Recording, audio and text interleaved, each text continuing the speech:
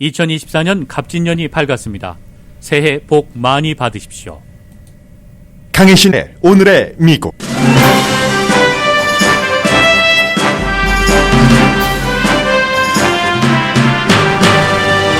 18,000피트 상공에서 비상문이 폭파된 알래스카 항공 소속 보잉 737기는 폭발 며칠 전부터 경고가 있었던 것으로 밝혀졌습니다. 현재 해당 비행기 항공편은 모두 취소됐습니다. 보잉 737기는 금요일 오레곤주 포틀랜드에서 캘리포니아 온태리오 공항으로 향하던 중 동체가 폭발해 비상 착륙했고 다친 사람은 없습니다. 연방의회 지도부가 정부 폐쇄를 피할 수 있는 2024년 지출안에 합의했습니다. 하원과 상원 전체 의원의 승인이 있어야 하는데 공화당은 반발합니다. 국방장관이 며칠이나 입원한 사실이 비밀이었던 게 빅뉴스입니다. 의회도 대통령도 국방장관의 입원 사실을 몰랐다는 얘기인데 투명성에 대해 양당 정치인이 비난합니다. 트럼프 전 대통령은 의사당 폭동 사건 당시 자신이 한 행위에 대해서 대통령 면책특권 청문회가 열리는데 참석한다고 밝혔습니다. 자신은 잘못한 일도 없고 면책채권이 있다고 주장하는데 LA타임스는 그 주장이 우스꽝스럽고 설득력이 없으며 민주주의에 위험하다는 사설을 실었습니다.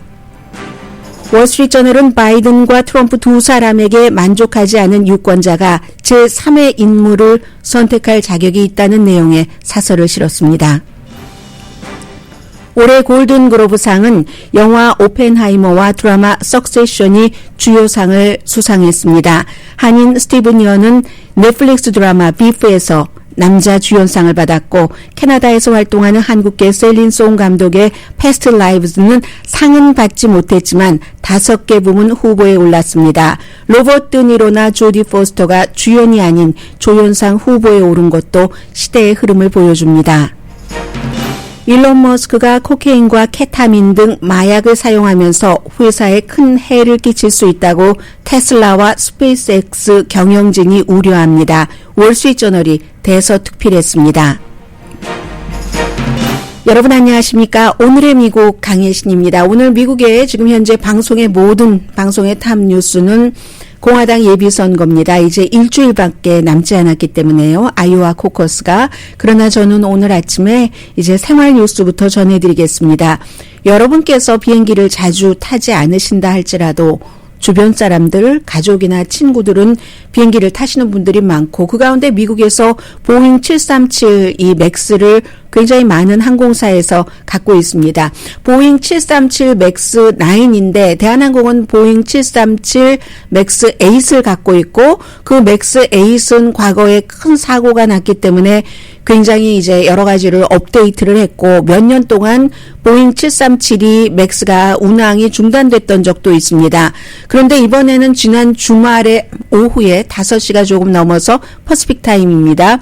오레곤주 포틀랜드에서 온태리오 공항으로 향하던 그 비행기가 이륙을 하고 몇 분 만에 이제 그 기장이 SOS를 청한 겁니다. 지금 기압이 굉장히 문제가 되는 것 같고 하면서 동체가 날아가 버렸습니다.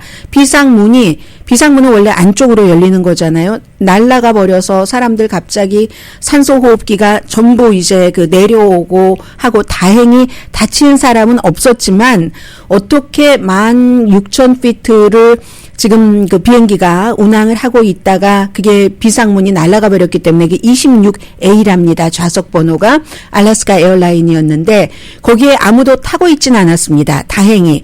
그런데 조종사가 그래도 경험이 많고 하니까 비상 착륙을 16,000피트에서부터 아래로 다시 공항으로 돌아갔거든요. 한 15분 만에 돌아가서 안전하게 착륙을 해서 다친 사람은 없습니다. 저는 이제 이 뉴스를 보면서 포틀랜드에도 한국분이 많이 살고 계시고 온태리오 공항을 이용하시는 분들도 너무 많기 때문에 그런 생각을 얼핏 했었고요. 누가 타고 있어도 이 비행기는 굉장히 걱정이 되는 거고 171명이 타고 있었고 탑승객이 6명이 승무원이었습니다. 오늘 아침에 보니까 포틀랜드의 한 그 선생님의 집의 뒷뜰에 그 부서진 동체에 그 비상문의 플러그가 그곳에서 발견이 됐다고 하고 아이폰 얘기는 뒤에 좀 말씀을 드리겠습니다.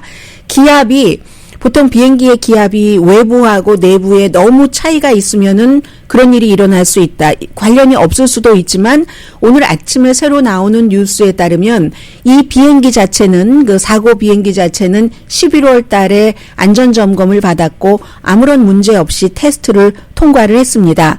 그리고 이번에 뭐 기압과 어떠한 그 연관이 있는지는 모르지만 아무튼 교통안전위원회가 장거리 비행을 할 수 없다 해서 전부 이제 스탑을 시켜서 오늘 그 비행 스케줄에 차질이 생기신 분들도 많이 계실 것 같습니다. 그리고 원인을 지금 정확하게 파악하기가 힘든 게 조종실의 음성 녹음기 그 정보가 2시간 지나면 자동적으로 지워지기 때문에 이게 알 수가 없고요. 블랙박스가요. 그래서 이제 교통안전국이 이게 2시간이 아니라 25시간으로 늘리기를 그동안 굉장히 원해왔었습니다. 더군다나 아마 기억하실 겁니다. 2018년과 2019년에 각각 그 인도네시아 그리고 이디오피아 그쪽에서 거의 이제 비슷한 이번과 비슷한 또 동일기잖아요. 737 맥스 그 당시에는 8이었습니다. 지금은 맥스 9이고요. 해서 이제 사고가 나서 완전히 뭐 바다에 비행기가 떨어져서 두 비행기에 타고 있던 346명 전원이 숨졌습니다. 당시에 이제 그 비행기 그 플라이트 컨트롤 소프트웨어의 문제다 하면서 이제 비슷한 겁니다. 이번과 18개월 동안 이 보잉 737 맥스가 중단이 됐었는데 이게 만약에 이번에 16,000피트 상공에서 그렇지 이게 이제 38,000피트까지 올라가는 거니까 그 정도 높이에서 이 만약에 이게 터져버렸다면 비상문이 터져버렸다면은 정말 치명적일 수 있죠. 그래서 우리가 언제 그 비행기를 어떤 기종을 탈지는 모르지만 항상 비행기 안에서는 이제 무슨 문제가 있을 때 그리고 이제 비행기 안에 승무원의 말에 따라서 만약에 안전벨트를 하지 않으면 이건 바람에 쓸려서 나가는 겁니다. 어떤 사람들 옷도 잃어버리고요. 그 당시에 지난번에 금요일에 그랬습니다. 그리고 이제 고도가 더 높았다면 산소 공급에도 굉장히 문제가 됐겠죠. 더 큰 비극으로 끝나지 않은 게 정말 다행입니다. 그런데 똑같은 기종인데도 보잉 737 맥스 9 아이슬란드 항공기는 영향을 전혀 받지 않았거든요. 그래서 지금 유나이티드 에어라인이 79대 해당 그 비행기를 갖고 있습니다. 그래서 지금 뭐 비행기 많이 스케줄 취소했고요. 엘라스카가 65대 에어라인이 갖고 있다고 하고 일요일 어제도 그랬고 오늘도 그랬고 아마 몇만 명이 비행 스케줄에 차질을 받으셨을 겁니다. 그리고 한 대의 비행기가 어떤 연착륙이 있으면 다른 비행 스케줄까지도 전부 영향을 받고 있기 때문에 오늘까지 이제 원인은 전문가들이 알아서 파악을 할 일이고 이게 디자인에서 문제가 있는 건지 제조에서 문제가 있는 건지 어떤 경우에는 두 가지가 다 원인일 수도 있고 아니면 전혀 알려지지 않은 다른 문제일 수도 있고 다만 이제 지난번에 보잉 737 맥스 8부터 사고가 나서 계속 일반인들까지 알게 된 것은 점점 기술이 발달하면서 비행기를 만드는데도 연료를 절약하는 것이요. 그게 굉장히 비행기 회사로서는 중요하기 때문에 거기에 포커스를 많이 두는데 이렇게 연료 절약형 비행기가 나오면 반드시 그건 또 안전 기록에는 조금 손해를 준답니다. 그래서 이제 보잉 737기가 인기가 있는 것이 바로 연료를 많이 절약할 수 있기 때문에 그러니까 요즘 주문이 많이 늘어나서 보잉은 737기 생산량을 늘리는 과정이었는데 이건 아주 나쁜 그런 뉴스가 됐죠. 아무튼 지금 아시아나는 없는 것 같고요. 대한항공은 보잉 737 이번에 이 기종은 아니고 그 전 기종이 있어서 그걸 굉장히 업그레이드를 했다고 듣고 있고, 앞으로는 이제 비행기를 탈 때도 우리가 무슨 기종까지 보면서 타야 되는 게 아닌가, 그런 생각들도 하시는 분들이 굉장히 많으셨을 겁니다. 그리고 또 하나는, 16,000피트 상공에서부터 비상 하강을 한 거죠. 비상 하강을 해서 다시 이제 포틀랜드 국제공항으로 비행기가 돌아가서 착륙을 했는데 그 과정에서 막 사람들이 모든 것이 또 밖으로 바람에 빨려서 그 구멍이 크니까는요, 비상구가 완전히 뻥 뚫려 버렸으니까 날아가 버렸는데 그 가운데서 어디 보니까 그 길인 것 같았어요. 아주 큰 도로인데 도로의 옆에 이렇게 뭐 잔디밭은 아니죠. 이렇게 비스듬하게 경사가 진 그런 곳이 있잖아요. 옆에 그곳에 아이폰이 뭐 떨어졌는데 항공기에서 떨어진 아이폰이에요. 왜냐하면 항공기에서 무슨 뭐 비행기 티켓팅한 뭐 이런 여러 가지 기록들이 있으니까. 그런데 정상적으로 그 아이폰은 또 작동을 했답니다. 그러니까 이 여러 가지 뉴스들이 많은 것이고, 아무튼 앞으로는 연초에 이런 일이 일어나서 불과 그 며칠 전에 일본에서 저펜 에어라인이 해양경비대의 비행기와 충돌하고 나서도 아무도 다치지 않았다. 이번에도 아무도 다치지 않았다. 그러나 물론 확률적으로 따지면 또 이런 얘기들을 많이 할 겁니다. 자동차 사고와 비교하면 뭐 비행기 타서 사고가 날 확률이 뭐 얼마나 되겠어 하겠지만, 그러나 모든 인간들은 자신의 생명을 소중하게 생각하고 준비할 수 있는 모든 것을 하는 게, 그게 이제 자신 그 인간에 대한 그 뭔가 생명을 좀 존중하는 이런 것 아니겠어요? 아니면 오만하다고 벌 받을 것 같은 느낌을 저는 자주 받거든요. 그래서 새해에 이런 것을 조심하셔야 되겠다. 그리고 비행기 안에서도 안전벨트 뭐 하라고 하면은 잘 하고 있고, 이런 것들 여러분들 신경 쓰시면 좋겠다 하는 뜻으로 말씀을 드립니다. 저는요, 제가 이제 새벽에 출근을 하잖아요. 그러니까 항상 안전하다고 생각이 될 때도 휴대폰을 손에 들고 있습니다. 무슨 만일의 사태가 있을 때, 그리고 그 휴대폰이 어떻게 하면 내가 911을 누르게 되는 것인지, 그리고 이제 다 그런 것들을 셋업을 하고 항상 신경을 쓰고 다니거든요. 그러니까 이제 여러분들도 우리가 자동차도 보험을 들어놓으면은 안전한데 어쩌다가 한번 그 딱 비어있는 시기에 뭐 불편한 일이 생기기도 하잖아요. 제일 중요한 게 뭐가 있겠습니까? 생명이죠. 그래서 맨 앞에 말씀을 드렸습니다. 그리고 간단하게 두 가지를 더 말씀을 드리겠는데, 미국 국가 운영에 있어서 아주 중요한 것, 연방정부 폐쇄, 만약에 이런 일이 일어나면은 너무나 힘들고 국가가 뭐 신용등급도 낮아지고 하는 일들이 또 모든 뉴스를 다 그냥 뒤로 제치고 딱 그 빨아들어갈 겁니다. 그런데 다행히도 지금 뭐 연방의회 뭐 한 19일까지 별로 특별하게 일하는 건 없지만 지도부들은 열심히 일을 했습니다. 지난 주말에 10시간 동안 일을 해서 공화당의 하원 의장 마이크 존슨 의장과 민주당 제프리 하킴스 대표, 그리고 뭐 척 슈머 민주당의 상원 원내대표가 합의를 해서 2024년도 미국 전체 예산, 일단 뭐 국방 예산 얼마, 그리고는 국방 외의 예산 이렇게 나누잖아요. 거기에 지도부는 합의를 받습니다. 미국의 2024년도 예산이 1조 6천억 달러로 국방 예산이 비국방 예산보다 많습니다. 국방 예산이 8,860억 달러, 비국방 예산이 7,040억 달러 됩니다. 그 가운데는 이제 공화당 의원들이 무조건 많은 것을 줄여야지 된다고 주장을 하고 있으니까 민주당에서 뭐 양보를 한 부분들이 있습니다.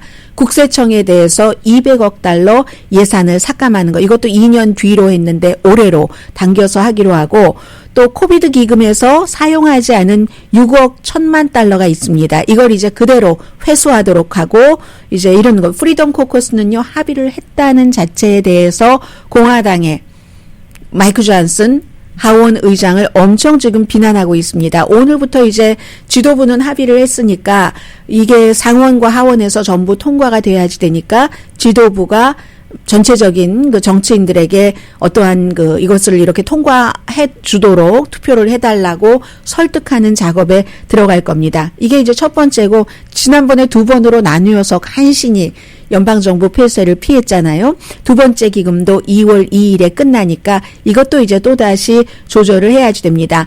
그리고 이제 우크라이나와 이스라엘을 지원하는 따로 서로 이제 협상을 하기로 했습니다. 그리고는 이제 이것도 참, 여기는 분명히 무슨 뉴스가 나올 것 같습니다. 로이드 어스틴 국방장관이 지난 1월 1일이 월요일이었었잖아요. 월요일에 월트리드 육군병원에 입원을 했습니다. 그런데 그 사실을 금요일이 돼서야 국방부가 대변인이 발표를 했거든요. 일반인들이 지금 미국이 얼마나 중요합니까? 특히 국방장관이 우크라이나 또 이스라엘과 하마스 전쟁 등으로 너무 정말 긴급하다 하는 이때에 병원에 들어가서 지금도 병원에 있거든요. 제가 방송 들어오고 나서 퇴원을 했는지는 모르지만 병원에서 12월 22일에 어떤 의료 절차를 거쳤다 이렇게 얘기를 하는데 수술이겠죠. 뭐 큰 수술이 됐건 작은 수술이 됐건.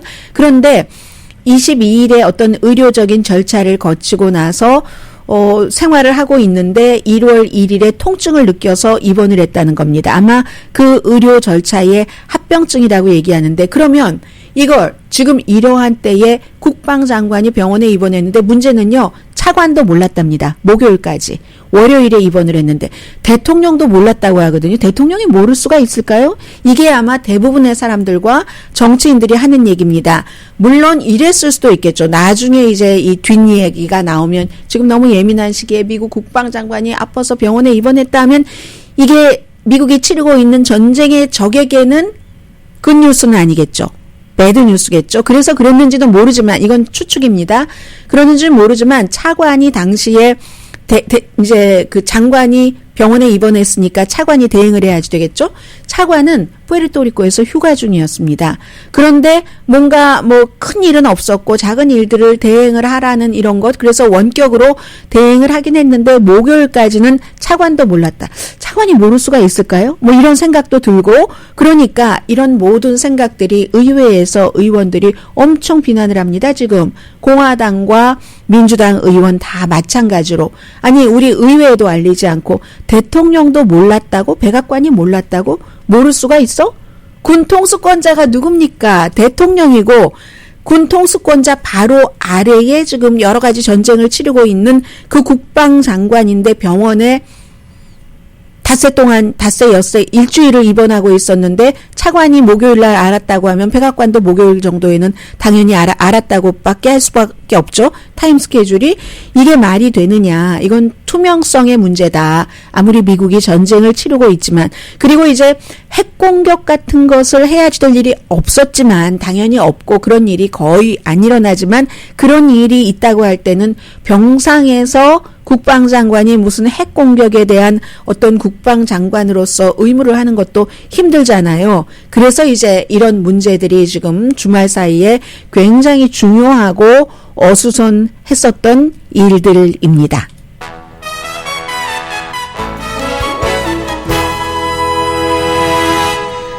오늘의 미국은 전문가가 추천하는 이민법, 가정법 전문 재인정 종합법률사무소, 총 20억 달러 승소, 교통사고와 상해 전문 브라이언 타필라와 CG 변호사그룹, 코지다운 갤럭시이블은 잠이 솔솔 오게 하는 기능성 거위털 이불로 독일 회사와 함께 생산합니다. 코지다운 갤럭시이블 공동후원입니다. 잠시 뒤에 오늘 미국의 공통적인 탑뉴스 전해드립니다.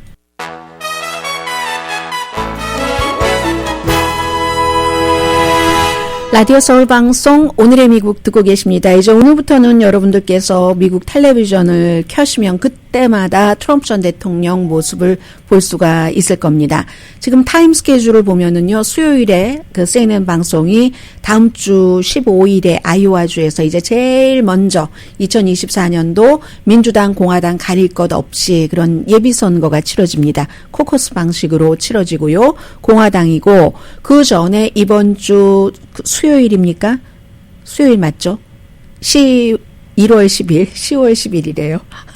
한 해를 그렇게 10배로 빨리빨리 돌려서 제가 가고 싶은가 봅니다. 1월 10일에 CNN 방송에서 이제 아이오와주에서 니키 헤일리와 이제 등등, 론 디센티스 마지막 공화당 예비선거 후보들이 토론을 하는 모습. 그리고 같은 날, 아마 같은 시간이겠죠? 트럼프 전 대통령은 그 토론에 가지 않고 박스에 나가서 이제 얘기를 하게 됩니다. 그게 타임 스케줄인데 주말에 이제 그 금요일에는 바이든 대통령이 민주주의의 트럼프가 위협이다 하는, 사실은 이게 참 사람들에게 팔기 힘든 상품입니다. 내가 대통령이 돼서 당장 뭐 돈을 얼마를 벌게 해드리겠습니다. 이렇게 얘기하면 좋은데 민주주의의 위협이다. 잘 안 와닿잖아요. 그러나 저는 또 믿습니다.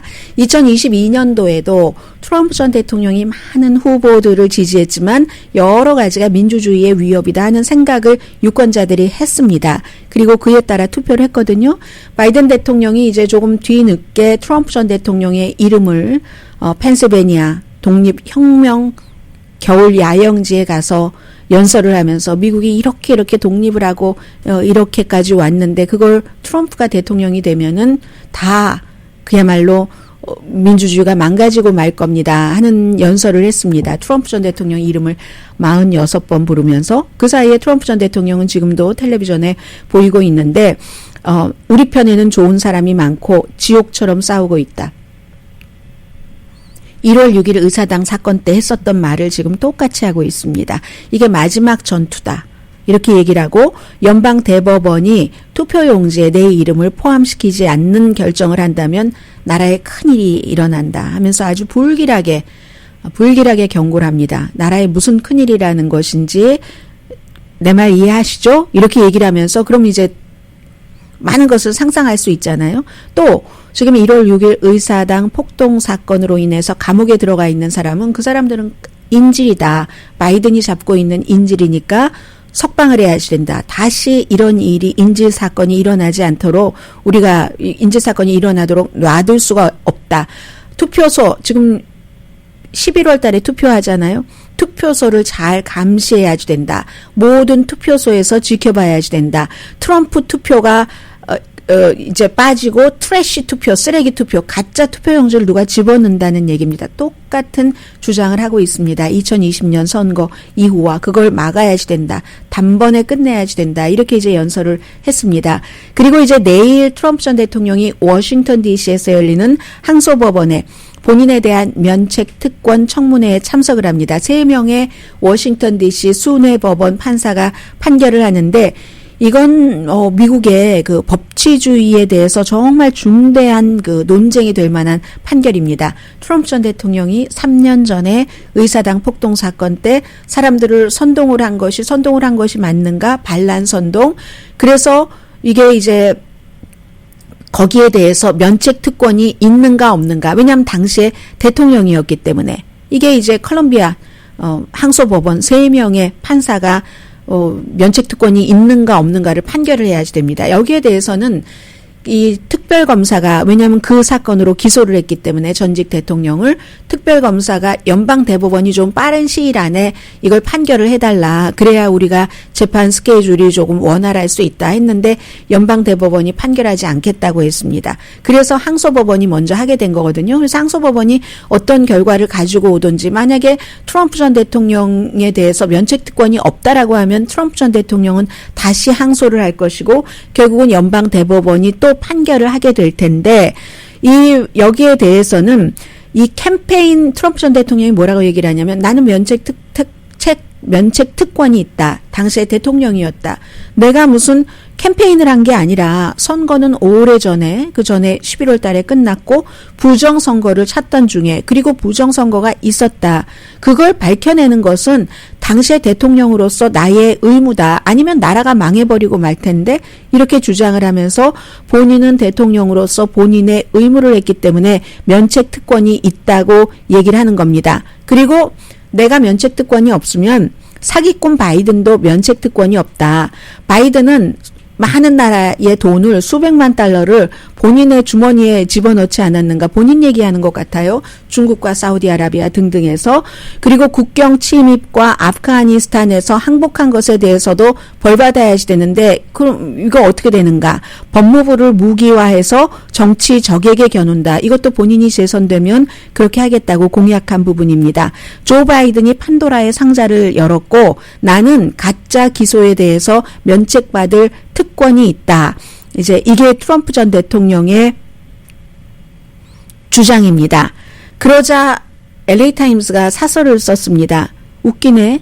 설득력도 없고 민주주의에 위협이 되는 거다. 설득력이 없다는 것은 대통령 직무 밖의 일이지. 대통령이 어디 의사당에서 인준을 하려고 하는데 쳐들어가서 인준을 막아라라고 하는 게 대통령의 직무라는 것은 정말 우스꽝스럽다. 웃을만한 정말 우스꽝스럽다라고 얘기를 했습니다. 자신의 정치 이익에 따라서 행동한 거지 대통령의 직무가 아니다. 두 번째, 민사사건과 형사사건은 케이스가 다르다는 설명을 했고요. 세 번째, 이건 전직 대통령에게 면책특권을 주지 않는 것은 이건 정말 미국에 깨지지 않았던 전통을 깨는 거다라고 얘기합니다. 당시에 현직 대통령이었으니까. 그런데 LA타임스는 그건 형사면책특권 전통적인 것 때문이 아니라 전에는 대통령들이 형사범죄를 저지르지 않았고 이번에는 형사범죄를 저질러서 형사 혐의로 기소가 됐기 때문이다. 이렇게 얘기를 합니다. 이걸 만약에 이번에 면책특권을 트럼프에게 줘버린다면 예를 들어 대통령이 돼서 누군가가 이익을 많이 내는 정부 계약 같은 것을 그렇게 해주고 막 뇌물을 받고 그런 대통령도 나올 수 있고 FBI 국장에게 정치적인 적에 대해서 유죄 증거를 심도록 플랜트하도록 지시를 하는 대통령이 나올 수도 있고 방위군에게 자신의 가장 유명한 뭐라고 하나요? 자신을 가장 강하게 비난하는 사람들을 뭐 살해하라고 명령을 할 수도 있고 또 외국 적에게 핵 기밀을 파는 대통령이 나올 수도 있다. 거의 이제 트럼프 전 대통령이 지금 혐의를 받고 있는 부분이잖아요. 그런 걸 막기 위해서 하는 그런 거다라고 하면서 막기 위한 장치라고 하면서 이걸 트럼프 전 대통령에게 면책특권을 주면 민주주의의 위협이다. 항소법원은 면책특권 받을 수 없다는 판결을 내려야지 되고 그 이후에 연방대법원도 마찬가지 판결을 내려야지 된다. 이게 LA타임스의 사설입니다. 그에 비해서요. 월스트리트저널 오늘 사설은 이렇습니다. 쭉 돌아가는 걸 보니까 지금 2024년도 가장 중요한 문제는 미국 대통령 선거입니다. 각 나라도 마찬가지고요. 미국의 대통령 선거는 한국에서도 영국에서도 프랑스, 아프리카, 중국 모두에 다 영향을 줄 수 있는 문제입니다. 그런데 월스트리트저널은 이게 쭉 보고 있으니까 특히 지난 주말에 바이든과 트럼프 전 대통령의 연설하는 걸 보니까 2020년 선거의 그대로네, 재판이네.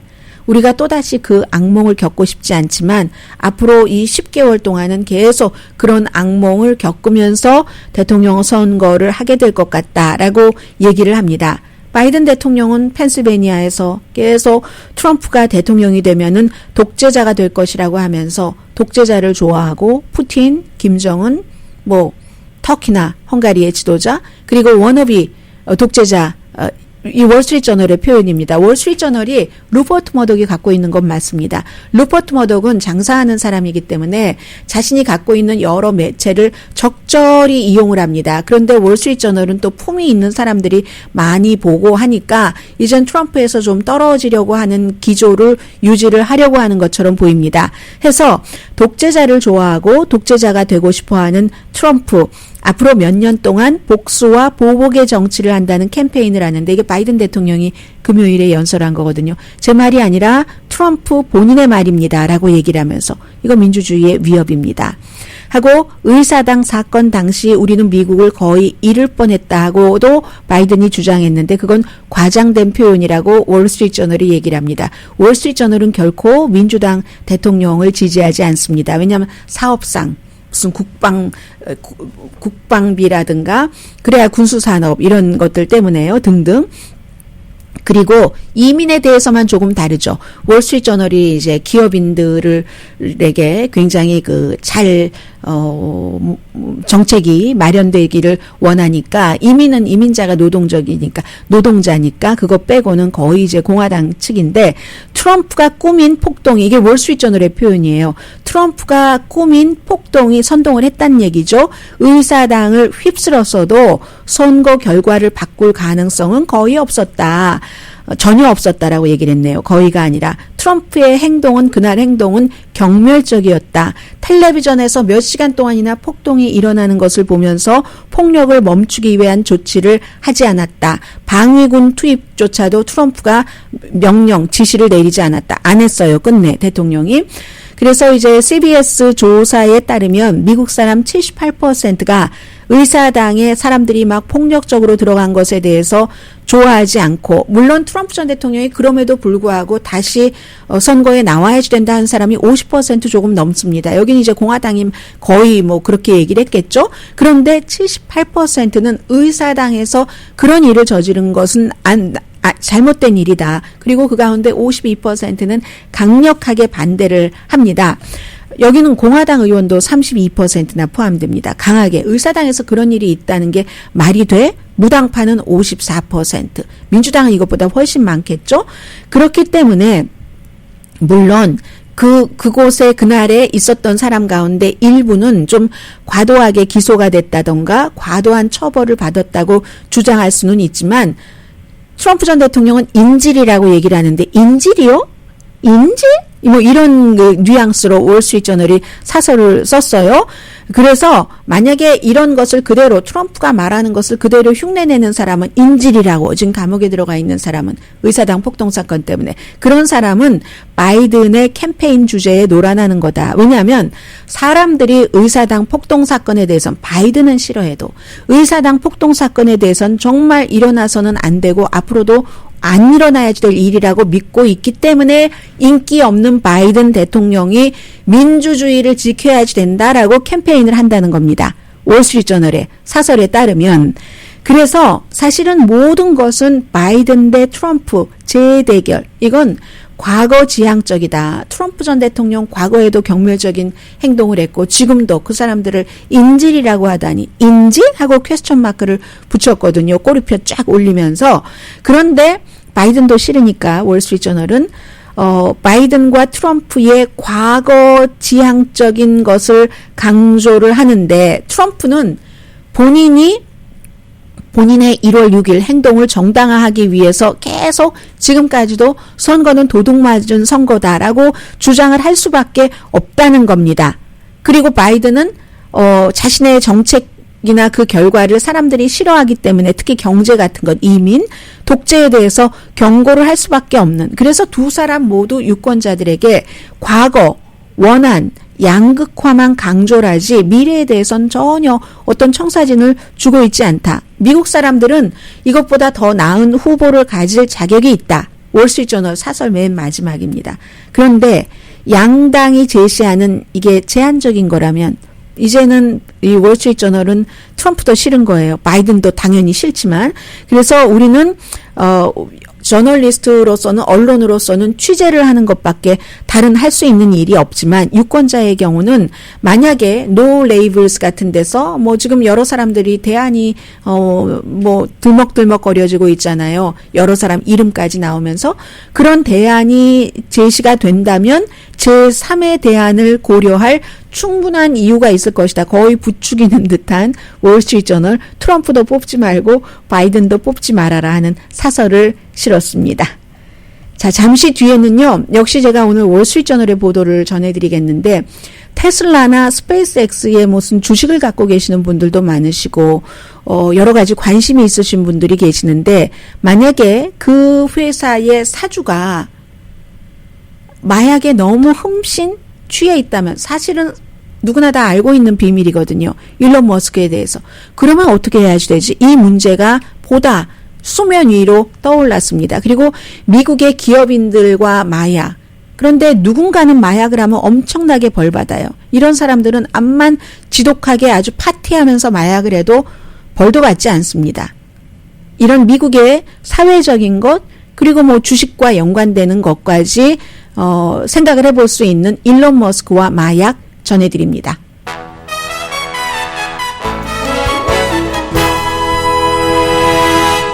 라디오 서울 방송 오늘의 미국 듣고 계십니다.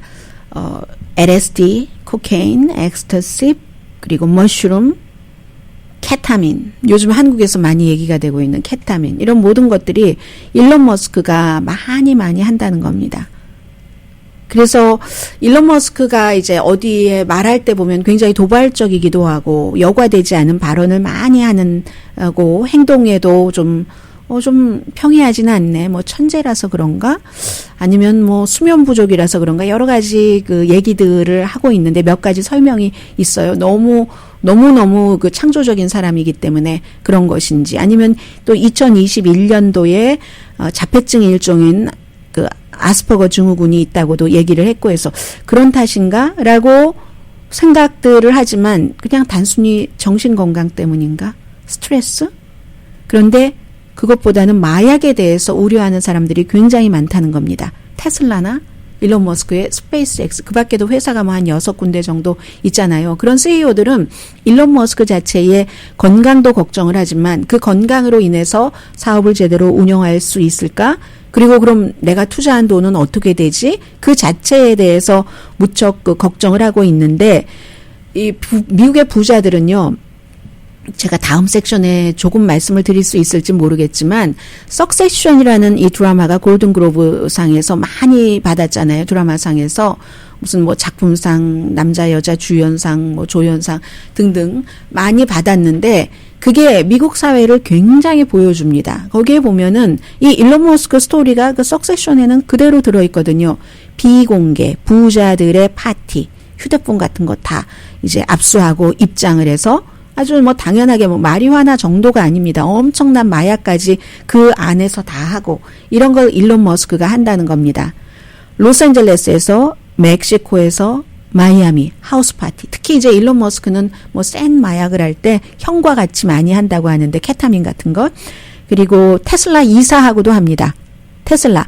이 기술 업계가 됐건 어떤 미국의 기업에는요, 기본적으로 그 사람들은 한 번도 체포되고 뭐 재판받고 하지 않지만 뭐 아주 흔하게 뭐 쟤도 극과 아니야? 이런 거. 그 기업의 그 딸도 극과잖아. 이런 얘기가 아주 흔합니다. 52세입니다. 일론 머스크가. 그런데 특히 케타민 같은 것을 계속 하게 되면은 건강에 굉장히 나쁘고 사업에도 피해가 되겠죠. 더군다나 일론 머스크는 스페이스 X라는 회사로 정부와 계약을 하고 있는 겁니다. 이거 사실은 위반이에요. 정부와 계약 위반인데, 일론 머스크의 민간 로켓 회사 스페이스 X가 유일하게 국방부와 계약을 한 회사잖아요. 민간 이제 우주 임무 맡기 위해서 140억 달러 이상의 계약을 했습니다. 그러면 연방정부와 계약한 거 이것도 좀 그렇고, 그리고 만약에 이게 뭐가 잘못되면 일자리가 얼마나 많이 몇만 개 이상이 없어질 수도 있고, 미국의 우주 프로그램에 큰 해가 될 수도 있고, 이거 이제 나사 우주 비행사를 국제 우주 정거장으로 이렇게 데려다 준 유일한 그 미국 그 민간 회사잖아요. 그리고 최근에 몇 년 동안 스페이스X의 로켓 발사대 많이 샀습니다. 국방부에서. 국가안보기관의 위성 서비스 같은 것, 이제 뭐 우크라이나나 이런 데 지원했었던 것 있죠. 그런 것들도 이제 여러 가지 사업을 같이 해볼까 하는 것도 개발을 하고 있는데, 그러면 여기에 대해서 변호사는 뭐라고 얘기하냐면, 이 사람이 마약을 안 한다라고 얘기하지 않아요.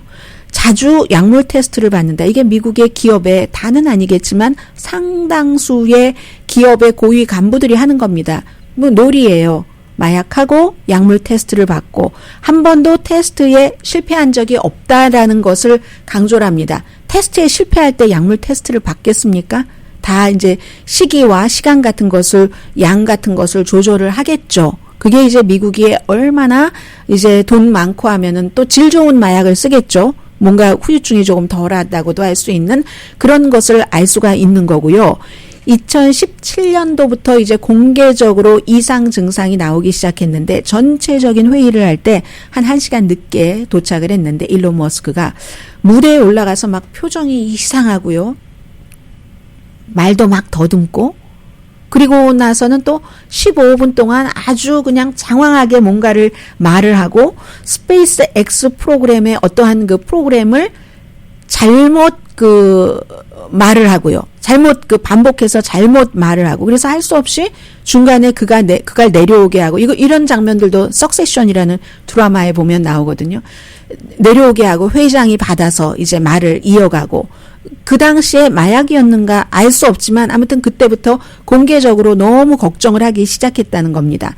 이건 미국 국방계약과의 정책 위반뿐만이 아니라 이거 회사의 정책도 위반이죠. 테슬라 같은 경우 테슬라도 그렇지만 특히 이제 스페이스X가 그렇고 직원들이 회사 안에서 물론이고 회사 밖에서도 마약 사용하는 것을 금지합니다. 테슬라의 그 규칙이 그렇거든요. 그런데 그래서 어떤 때는 막 마약 탐지견도 회사에 데려다 놓고 한다고 하는데 막상 CEO는 이렇다 하는 겁니다. 그런데 이게 테슬라와 스페이스 X뿐만이 아니라 터널 뭐 이런 그 기간 산업과 관련된 벤처링 그 보링 컴퍼니도 있고 또 임플란트 스타트업인 뇌에 심는요 그런 회사도 있고 뭐 뉴럴링크인가 그렇죠 회사 이름이 그밖에 인공지능 회사도 XAI라는 회사도 있고 아무튼 이런데 이 일론 머스크의 마약 사용이 굉장히 걱정이 된다 하는 얘기입니다. 물론 아직까지는 테슬라의 주가가 2022년도에 크게 내려가긴 했지만 지난 5년 동안 1000%가 올라갔습니다.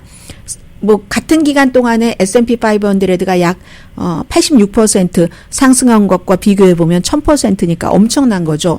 스페이스X의 매출도 엄청나게 늘어나긴 하지만 어쨌든 일론 머스크는 이런 마약과 연관된 문제 다 아는 비밀이 있다. 이건 이제 미국 기업인들 가운데서 또 상당수가 이렇다는 얘기도 됩니다. 잠시 뒤에 뵙겠습니다.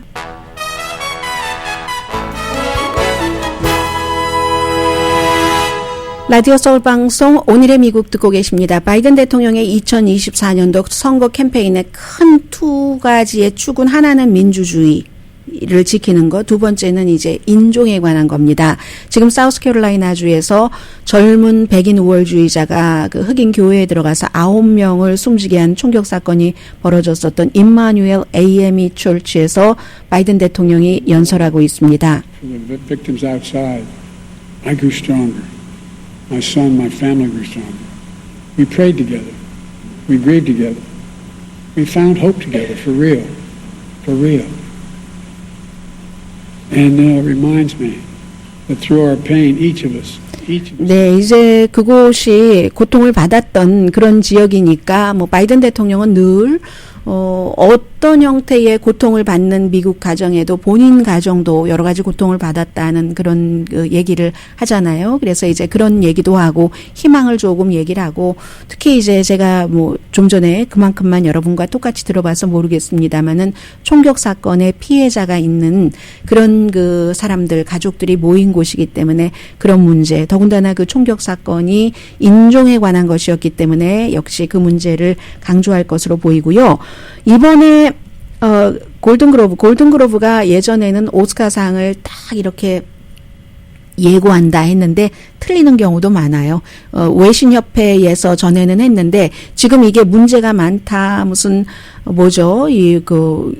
흑인 회원도 없고 수많은 부패 같은 것을 로스앤젤레스 타임스가 폭로를 하고 나서 2021년도 좀 골든글로브가 바꿨습니다. 바꿔서 헐리우드 외신기자협회가 해체가 되고 그런데 또 사모펀드 딕 클라크 프로덕션에 팔려서 76개국을 대표하는 300명의 국제 멤버들이 구성이 돼서 처음으로 지금 상을 줬는데 거기에 이제 오펜하이머가 가장 많이 받았고요. 뭐 작품상, 주연상, 무슨 뭐 감독상 등등 해서 크리스토퍼 놀란이 감독상 받았고 그리고 바비는 올해 처음으로 만들어진 티켓을 굉장히 많이 팔았다는 걸 받았고 석세션이 작품상 그 미니 시리즈 가운데서는 HBO잖아요. 여기는 뭐 남자 주연, 여자 주연 뭐 그러니까 뭐 아버지는 못 받았어요. 둘째 아들 그리고 셋째 아들도 못 받았어요. 후보인데 후보에는 막 하나 부문 후보에 석세션 후보들이 막 3명씩 들어가고 그랬거든요. 그래서 제일 많이 받았고 그리고 Past Lives라는 그 셀린 송, 그 캐나다에서 활동하고 있는 12살 때 캐나다로 부모님 따라서 갔다고 하고 아버지도 감독이시잖아요. 그 감독이 만든 Past Lives가 5개 부문, 이 드라마 영화 부분에도 이제 후보에 오르고 있는데 하나도 받지 못했습니다. 그레타 이지한 배우도 여자 주연 후보에 올라갔는데 못 받았고요. 대신에 텔레비전에서는 리미티드 시리즈에서 넷플릭스의 비프가 작품상, 여자 주연상 알리왕 베트남계죠. 그리고 남자 주연이 잘 알고 계시는 스티브 연 이렇게 받았거든요. 그래서 이번에 이 골든 글로브는 조금 한인들과 연관된 것이 전보다는 더 많이 이제 다가가는 그런 그 분위기는 있습니다. 그리고 말씀드리는 동안에 사우스캐롤라이나 노스캐롤라이나의 교회에서 바이든 대통령이 연설을 하는데 누군가가 대통령 연설을 좀 방해하는 그런 모습 잠시 보였고요. 경호원들이 데리고 나갔습니다. 밖으로. 오늘의 미국은 전문가가 추천하는 이민법, 가정법 전문 제인정 종합법률사무소 총 20억 달러 승소 교통사고와 상해 전문 브라이언 타필라와 CG 변호사 그룹 코지다운 갤럭시 이불은 잠이 솔솔 오게 하는 기능성 거위털 이불로 독일 회사와 함께 생산합니다. 코지다운 갤럭시 이불 공동 후원이었습니다. 10시에 좋은 아침 좋은 하루 방송됩니다. 제가 좀 전에 이제 그 경호원에 의해서 퇴장당한 사람을 보니까 이렇게 피켓 같은 거 들고 있는 거 보니까 역시 그 팔레스타인 전쟁에 대해서 바이든 대통령이 너무나도 강력한 이스라엘 지지 모습을 보여주고 있기 때문에 거기에 대해서 항의하는 그런 것이었고요. 이스라엘은 지금 그 레바논의 헤즈볼라에도 계속 우리를 공격하면 가자 지구를 똑같이 카피해서 페이스트 할 거야. 여기도 초토화될 거야. 이런 식으로 했고 미국은 굉장히 이거 싫어하는 거고요. 다시 골든글로브로 돌아가면 제가 보니까 윌리엄 데퍼라든가 이 그 로버트 드니로가 주연상이 아니라 조연상 후보였고요. 조디 포스터도 조연상 후보였습니다. 그런데 아무도 상 받지 못했어요. 젊은 사람들이 받았습니다. 시대의 흐름이죠. 강희신이었습니다.